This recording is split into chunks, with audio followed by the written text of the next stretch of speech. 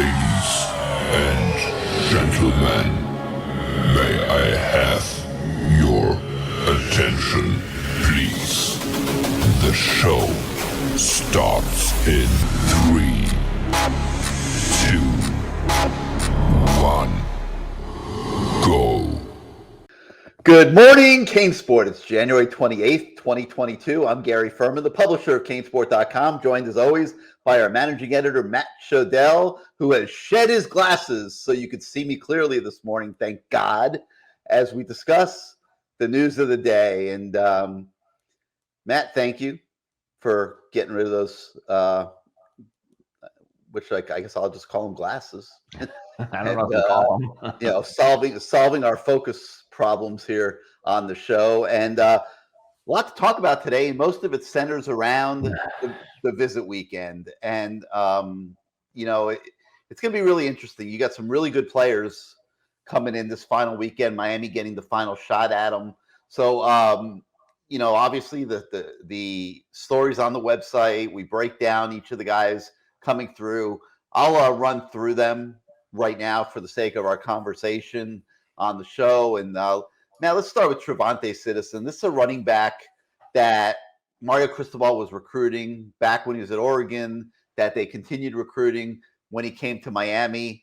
It just seems like asking a lot for a kid of this level. I mean, he's a 4-star, but he's almost better than a 4-star. This is a really good running back on the national scene. A lot of interest in the SEC, LSU, Auburn, Florida. Miami's tried to get in there. Mario Cristobal went to Louisiana earlier this week to make his case. It's going to be really interesting to see what the buzz is after this weekend on Citizen. Out of all the kids that are coming this weekend, if you had to pick one, if I was forced to say, if you had to pick one kid who's coming on vacation and isn't as serious about Miami as the others, this is the kid I would pick. And he's Jaleel Florence, most of the media, not a big talking guy. I did talk to his coach for a while about him. Miami's got its work cut out to try and get him. It's just difficult. It's a shame in a way that the prior staff wasn't on him more, because it's just so hard for a top national guy at that position to make up the ground you need to make up in a month and a half when other people have been recruiting him for 2 years. And there's been turnover in other programs also, but he's not from here, right? He's from Louisiana. He hasn't been down here. It would have been nice if he had been down here before, had at least got an idea, hey, I like this area. So now, let's say he comes down and loves it. Well, basically, he signs in 3 days. Coming into the visit, you have to think Miami's on the outside looking in, just because he doesn't know as much about the program. And I'll never forget what Randy Shannon told me a long time ago. He said a lot of these kids, he thinks the vast majority of the kids, and he didn't give me a number, but I think, I can't remember what it was. The vast majority of the kids, they already know where they're going by now. It's done. And whether they say it or not publicly or to the coaches is a different matter. But if that's the case for this kid, then he's not coming here, because he's certainly, if he was signing today, he wouldn't be coming to Miami. So this is the one kid I'd say I wouldn't put this on Mario or the staff that they didn't get him. This is not going to be their fault if this kid doesn't come here. And if he does come here, then you say, wow, what an amazing recruiting job. That would be an amazing recruiting job. Yeah, by Kevin Smith and Mario Cristobal. Like it would be such a great sign for the future of this program if this kid comes here, and they desperately need kids like this. When they got, for instance, the transfer running back in, and you get all these kids coming back, I'm looking for a difference maker, and that's the difference you and I have had. You say it's a nice piece. He'll be a nice role player. He'll fit in with the other kids. I want a guy. And this is what fans call me negative. This is actually positive. This is what the program should be. It shouldn't be, okay, we have a third down back. We have a guy who will share reps on the first and second down. No. When Miami's been great and when other programs are great at the running back position, there's a guy. And that's the guy who draws all the attention on the defense, which opens things up for the receivers. That's the guy you need. This could be a guy like that. This is a guy who has the power and the speed. He has everything. He does everything. He even pass protects.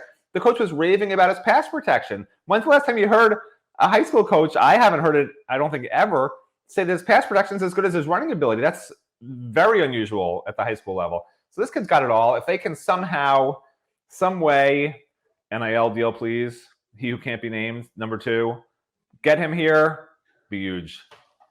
He who can't be named. Guess what? If he comes here, great job by me. God, I'm getting close to getting that frame properly.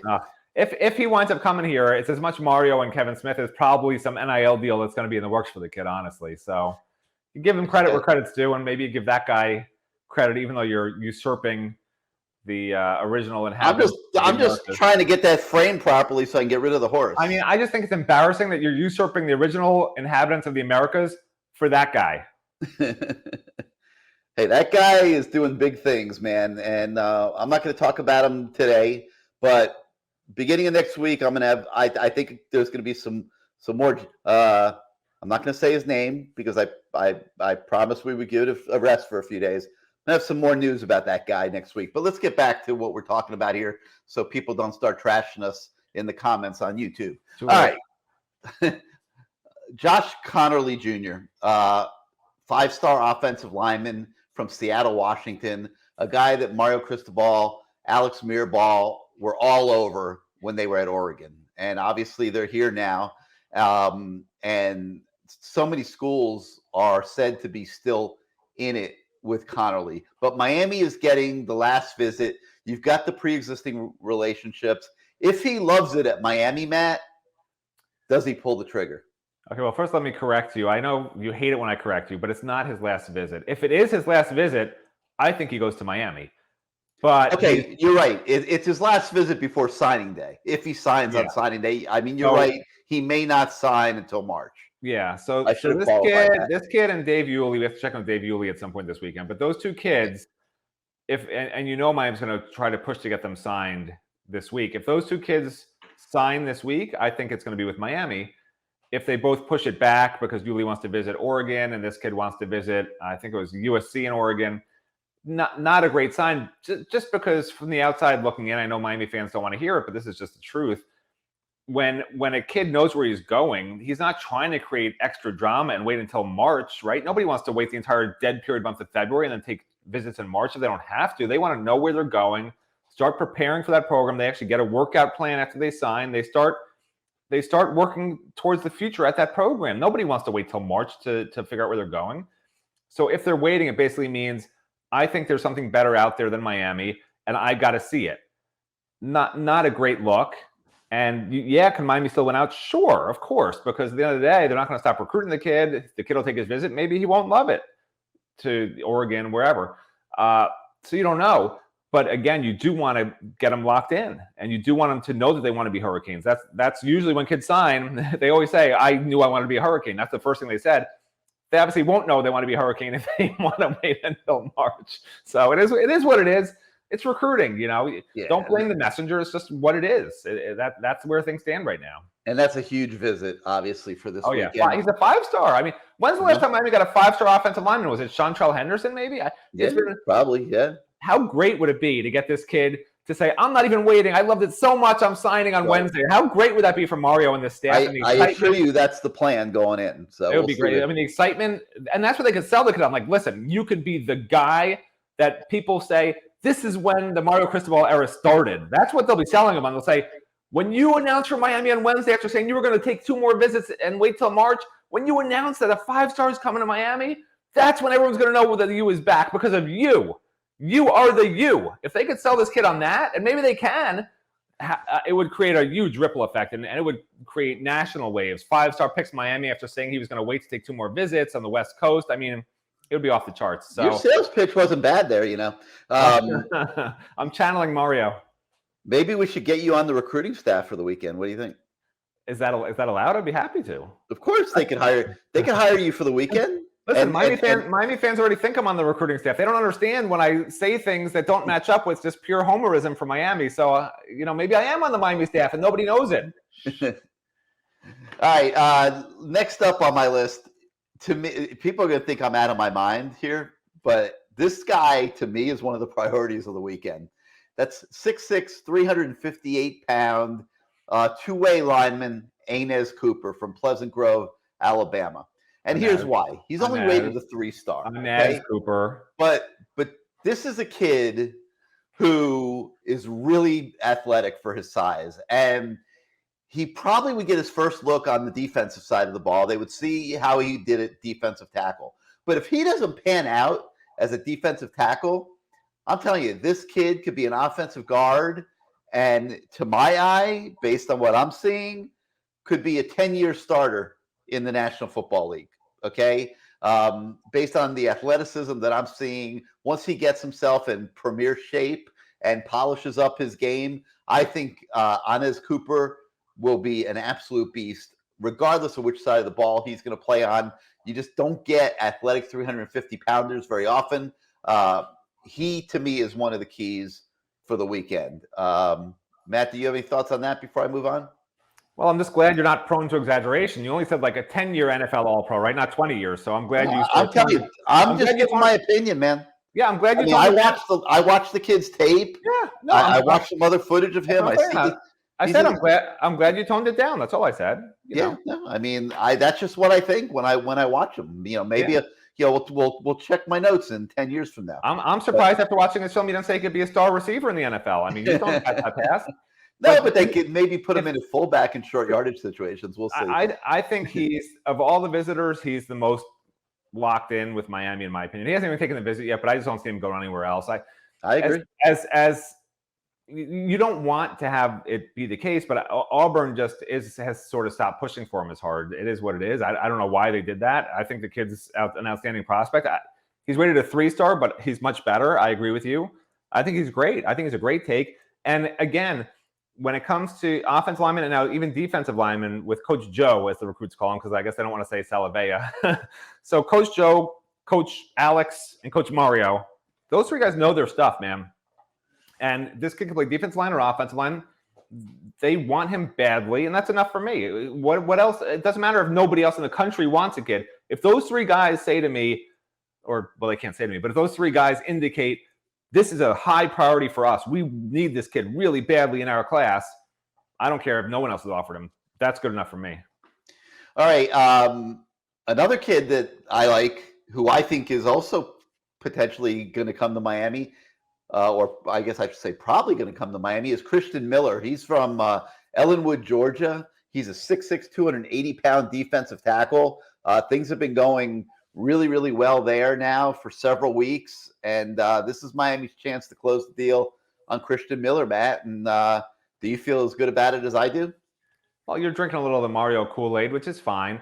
I think most people from the 1,000-foot view, what do they call it? Mile high view? I don't know. However much is in a mile. They probably think Georgia, Ohio State are probably in a little better position right now. But again, the kid hasn't visited. So it's hard to say. This is a perfect example where people want to project him. He's going to go here, he's going to go there, until he finishes that Miami visit and either sees what he wants to see or doesn't see himself fitting there. Certain kids are from different areas of the country. They don't necessarily see themselves in Miami. It just depends on the kid. Some kids have come down here and honestly, they've said it's just not for me, in the past. Most kids don't say that. 99% of the kids love Miami, but there are some kids who just aren't sort of used to the hustle and bustle of Miami life and all that stuff. So anyway, with him, it's just this is one of the kids you can't tell. We have him listed as a medium chance of being a Hurricane for the simple reason that until the visit's over, we don't know. Heading into the visit, if he had to sign before the visit, he wasn't coming here. That's for sure because he hasn't been here. So we got to wait and see. I might be drinking a little Kool-Aid. I think this could be a hell of a weekend. I really do. No reason to think it won't be. And, I might be drinking some Kool-Aid, but I don't think I am, because the next two I'm going to talk about are two more guys that I think are going to end up coming to Miami. That's Ahmad Moten and R. Mason Thomas, the duo from Cardinal Gibbons High School. They went to Oklahoma last weekend, have become very high in demand. Matt, are you as bullish on the Cardinal Gibbons duo as I am? Yeah, I'd put them maybe just a tad below Cooper in terms of my likeliness to commit. I think they'll both be Hurricanes. I don't think there's anything about it. The only difference is I don't think Cooper has a lot of other options that he likes a lot besides Miami, whereas these two kids really did like that Oklahoma visit. So now Oklahoma pulled neck and neck with Miami. Now there's no reason to think Miami wouldn't pull ahead on this final visit. It would have to be some weird thing happen, which Mario's been doing this way too long to have something go south on this visit. This visit's going to be planned down to the millisecond by Mario. He's probably been working on this plan for the last month and a half. This is a Like, big weekend, man. Here's what we do between 1 o'clock p.m. and 1:01 p.m. From 1:01 p.m. to 1:02 p.m. we do this. From 1:02 p.m. to 1:03 p.m. You get the idea. Yeah, so no, I can't imagine it's a big weekend. I can't imagine this not being a visit weekend everyone's going to love. It's just a little tougher, like I mentioned, with some of the like an out-of-state kid like Kristen versus these kids who already know Miami, already like Miami. I think it's a no-brainer they're going to wind up as Miami Hurricanes on Wednesday.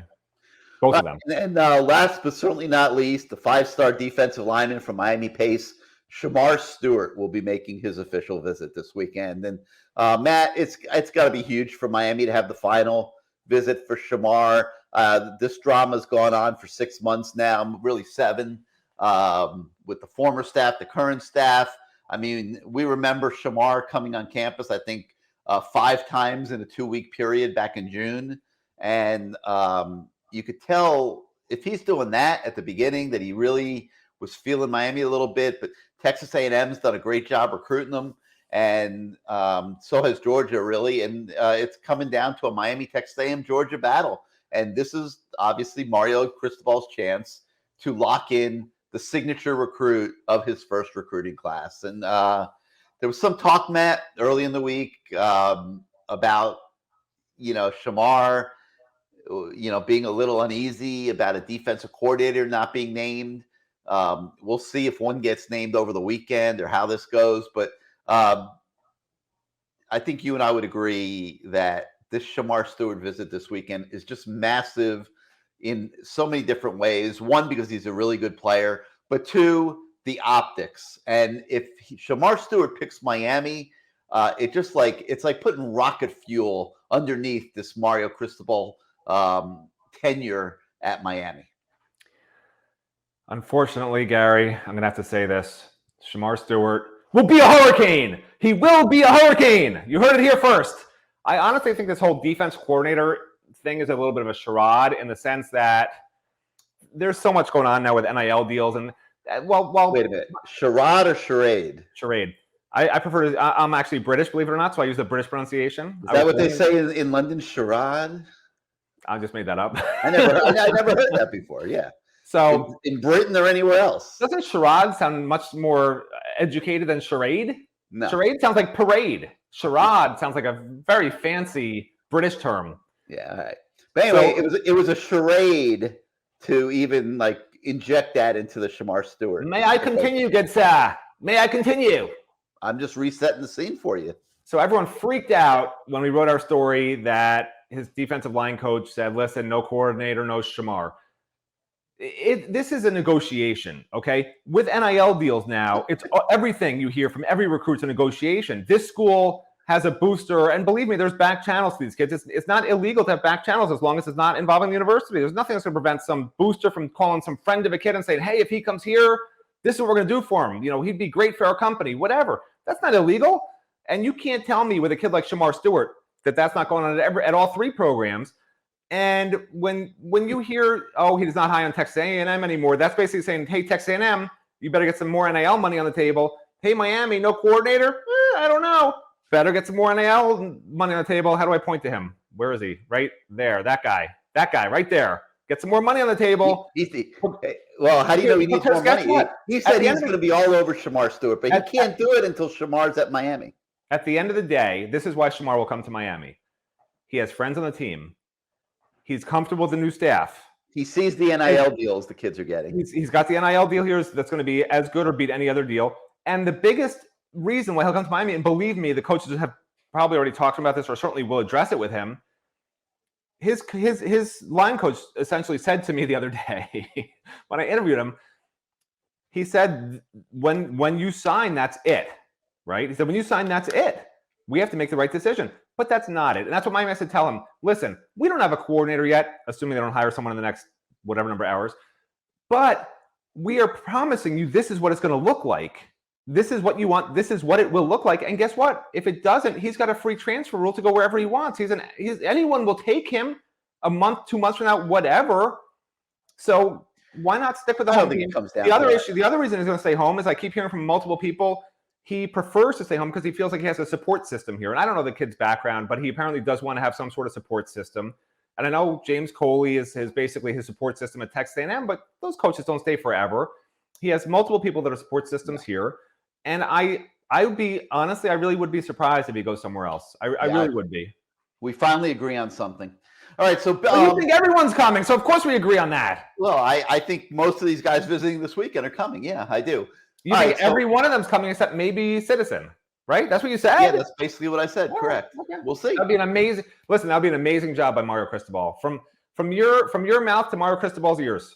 We'll see if I'm right. All right. So huge visit weekend. Obviously, we'll have massive coverage of it on Sunday. Other things going on the website today. We do have an update on R. Mason Thomas, by the way. We updated Ahmad Moten yesterday. So both those stories are on the website if you haven't seen them, if you want to get brought up to speed on the Cardinal Gibbons duo. The Canes are in a good spot with a 2023 four-star defensive tackle from Kissimmee Osceola by the name of John Walker. We've got an update on that on the website this morning. We've got an update on, let's see, an area linebacker that is feeling, pretty comfortable when he visits Miami. I mean, I think that would be fair to say, and that is Nicholas Rodriguez from St. Thomas Aquinas, a 2024 kid actually who's already starting to feel the change at Miami and feel pretty good about it. And I think the moral story, more so than any individual story on any one kid, is what you're seeing is just the tentacles like going out all over South Florida, beyond South Florida into Georgia, upstate. This is a staff that is going to be recruiting everywhere. I am doing nothing but applauding it. I have been yelling and screaming and calling for this for years. Matt will vouch for me on that. And I'll vouch for you. Take that picture off my screen. No, man, I would. The horse I'm is not gone. vouching for you. No vouching. No, this is it. This is it. I don't know if I like it. I don't know if I like it, quite honestly. I got to find maybe a better picture, but why don't you just put up past players' mug shots every day, and people can guess who they are. Not the great players, just the players who deserve recognition that were always just sort of in the background for these programs. Would you rather have the horse or John Ruiz? Oh, shit. Me? I said his name. I wasn't supposed to do it today. What would you rather have, the horse or John Ruiz? You're asking me? The new godfather of Miami NIL. Miami football NIL. The guy that is taking the Miami program on his back and building an NIL program that will be the envy of the entire country. Would you rather have him over your right shoulder or a frickin' horse that looks like he's missing a leg? I don't understand who you're talking to. Do you have people, an audience in front of you? No, look at this. The horse. I see the horse. He looks like would you rather? Who's you? Horse. Who's you? Have I not made it clear? Anyway, listen, I want to talk about John Walker for a minute because, and I also want to mention something else also first. For those of you that follow Mario Cristobal's Twitter and some of these coaches' Twitter, he's been visiting schools that Miami hasn't even visited ever. I don't think I think he's just randomly going around. You know how, like, the other day I was in Coconut. I live in Coconut Grove. Don't go there and look for me. I'm never out of my house. And if I am, I will pretend I'm not Matt Shodell, okay? So I was walking the other day, and I saw one of these Google cars. They have this, I think it was called Google. It wasn't Google Earth. It was like Google Neighborhood or something. And it had a camera, four-way camera, and it's just driving up and down and mapping the neighborhoods. And I saw the picture. That's how I picture Mario Cristobal, is driving up and down every street in Miami. If there's a school, he just stops. I don't even think he has like targeted schools. It's just every single school. He's like, I'm going up this street, this street, this street, this street, this street, this street, this street, and just whatever schools come up, he goes in because he must have visited 10 schools in the yesterday. And getting back to John Walker now, also real quick. So the best part, this you mentioned the tentacles of the staff, and this is how these guys connect, right?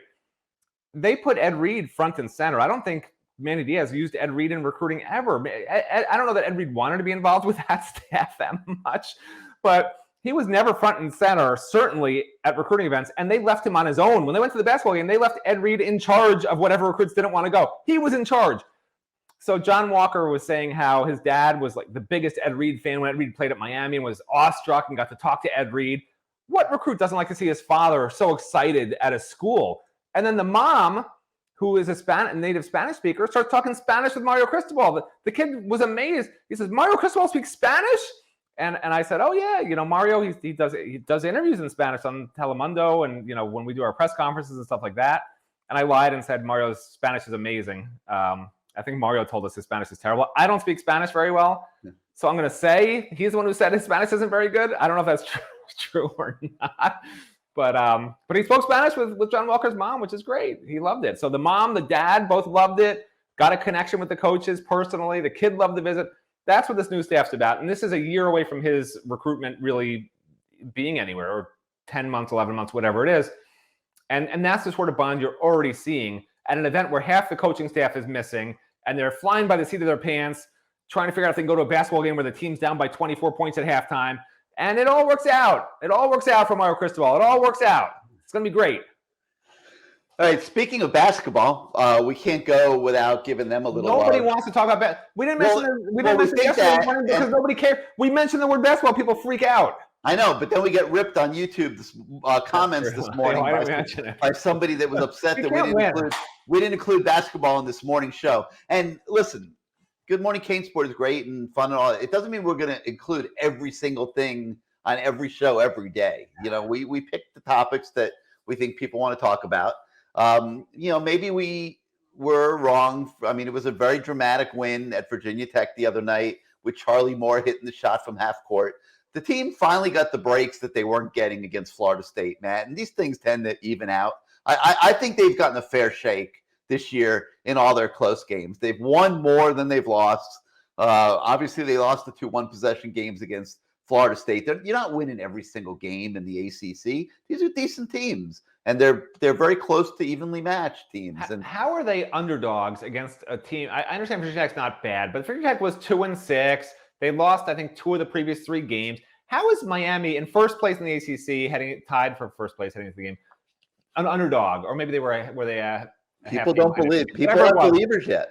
Whatever it was. I mean, it's insulting. It's insulting that they're ranked, is it 38th or 43rd, something like that. People are looking for them to lose. They're playing the law of averages. They're saying this team's record is better than what the team is. They're going to start losing games. They're on the road. That's why the point spread was what it was. And they keep winning by 1 point. What are they going to do? Keep them out of They're going to finish with 2 losses the whole year. They're going to keep them out of the rankings so they win every game by 1 point. I mean, it makes no sense. I don't know about that because while they were tussling with Virginia Tech the other night, Florida State was at Georgia Tech, and Georgia Tech handed it to the Seminoles. Yeah. Okay, which is good for Miami, I think, because now maybe they'll get some respect. We'll see. Well, it's good for Miami in multiple ways. A, it put them back in sole possession of first place in the ACC, and the other reason it's good is they're not going to be taking Georgia Tech lightly now, who they play tomorrow. So we have a story on the website this morning. By the way, did you see Charlie Moore after he hit that shot? Because I'm thinking if Miami needs a running back, he jumped over an assistant who had fallen down in front of him and just, I guess, he fainted in pure disbelief of the win.